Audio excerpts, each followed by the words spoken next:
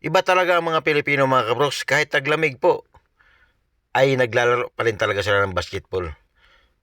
Grabe po ang lamig dito nga sa Saudi mga kabroks. Pero baliwala sa kanila. Mawawala na yan pag napagod na po sila sa laro mga kabroks. Nandito nga lang ako sa building namin eh. Sinilip ko lang yung bintana namin at nakikita ko sila naglalaro. Nilabas ko ang aking cellphone mga kabroks para panoorin sila.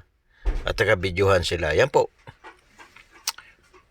Kahit malamig, sige, laro, laro. Ganon talaga ang Pinoy o galing Pinoy. Happy New Year nga pala sa inyo mga kabrokes. Happy New Year 2026 January.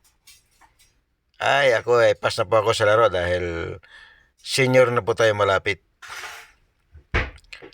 Iba na yung laro natin ngayon tsaka noon. Hindi tayo pwede makipagsabayan sa mga bata-bata pa mga kabroks kasi mga malalakas pa yan. Talsik abuti natin dyan. Pakita ko sa inyo yung lamig dito sa Saudi mga kabroks. Ayan po. 17C.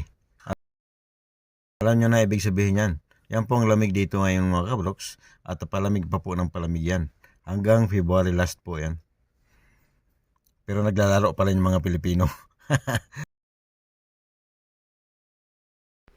Yan po ang lamig niya mga kabloks. Yan po. Tinan mo yung mga India po. Ang suot nila ang kakapal po niyan. Naglalakad sila kasi malamig po yan mga kabloks. Mamaya po may irong pang iba po dun sa likod. Kahit malamig, nag-exercise din po yung mga ibang lahi. Yan po. Ang damit po niyan Pakistan po yan. Makapal pong damit niyan. Baka 3 patong po yan.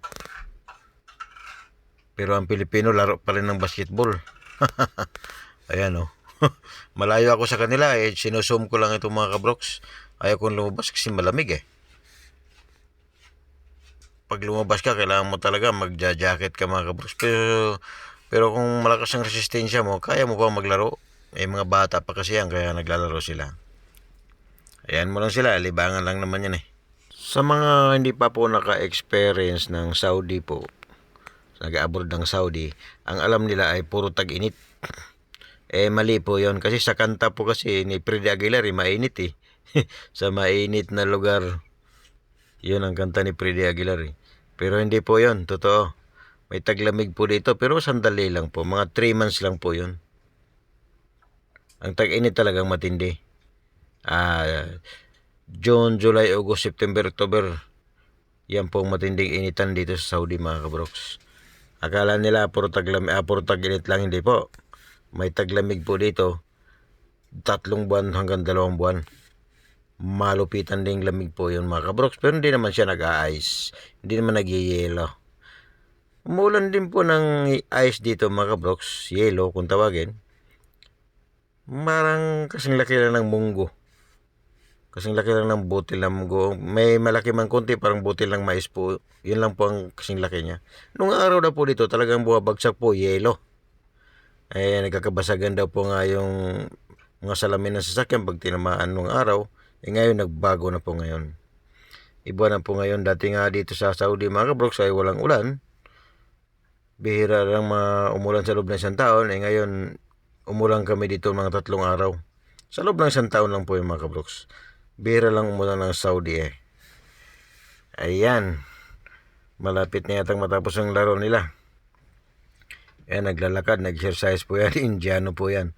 Ang kapal ng jacket po niyan, baka 3 suot na naman yung damit niya sa loob, jacket sa labas. Dahil po sa lamig kasi dito mga kabroks. Iyan. Naglalakad yan, exercise. Maganda kasi sa katawan exercise kahit taglamig. Mag-exercise ka. Maganda pakiramdam pagkatapos mo mag-exercise O yan. Sige, laro lang kayo ng laro. Mamaya, gutumin na yun mamaya mga kabroks. Magchatchay na yan doon sa may restaurant dito sa katabi namin. Restaurant na ibang lahi. Bufia po kung tawagin sa Arabic po yung restaurant. Yung kantin naman kung tawagin nila ay mesh. Ewan ko ba't ibang salita ng mga Arabo dito. Natuto na rin ako ng konti lang. Basic lang pero hindi pa lahat ng basic alam ko.